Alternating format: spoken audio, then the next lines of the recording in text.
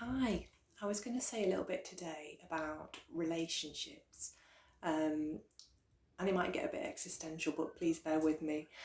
Just to suggest that we're never really directly in a relationship with anybody else in the way that we think we are, and that's because we're only really in a relationship with our thinking about other people or the story that pops up that we identify with, relating to that person. And that becomes really abundantly clear when particularly people who we believe annoy us or create some kind of reaction in us, how that tension in the body and those thoughts can really be arising when that person is nowhere near us, they're miles away. So we can't really be directly in a relationship with that person at that time because it's the thinking that's creating those sensations within us.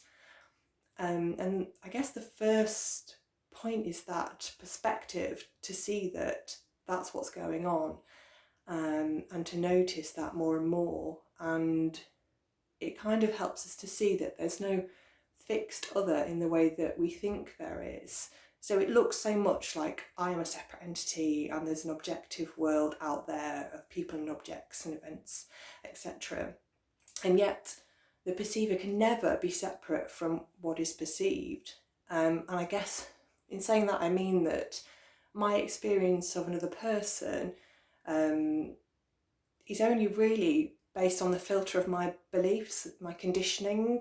I can only see them through that filter, never directly, which changes the dynamic completely, really, and takes a lot of pressure off relationships.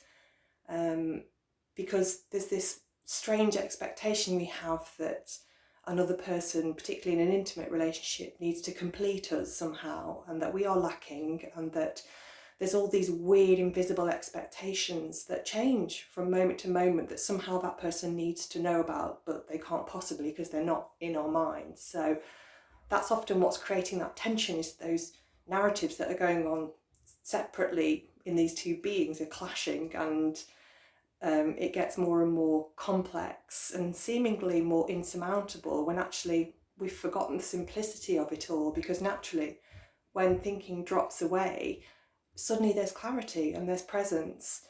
And I can sort of definitely relate that to my experience of my own children, in that if I've got lots of thinking around certain behaviour and how they should be behaving in public, or prior to the school run or whatever, then I'm going to get more angsty and more stressed with them because I've got these expectations of how they need to be, and that's all I am seeing. I'm not seeing them directly.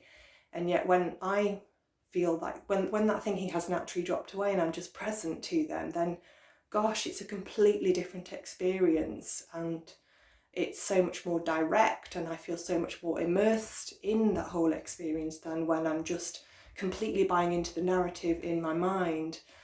There is a disclaimer around this, really, is that we're not going to deny unhelpful behaviour or destructive behaviour in others. It doesn't mean that we can't leave relationships that are destructive, because that's common sense often for that to happen. But and it's not condoning behaviour like that, but it's recognising that those actions are coming from that quality of mind, aren't they, and that sense of lack that's happening in the moment for that person.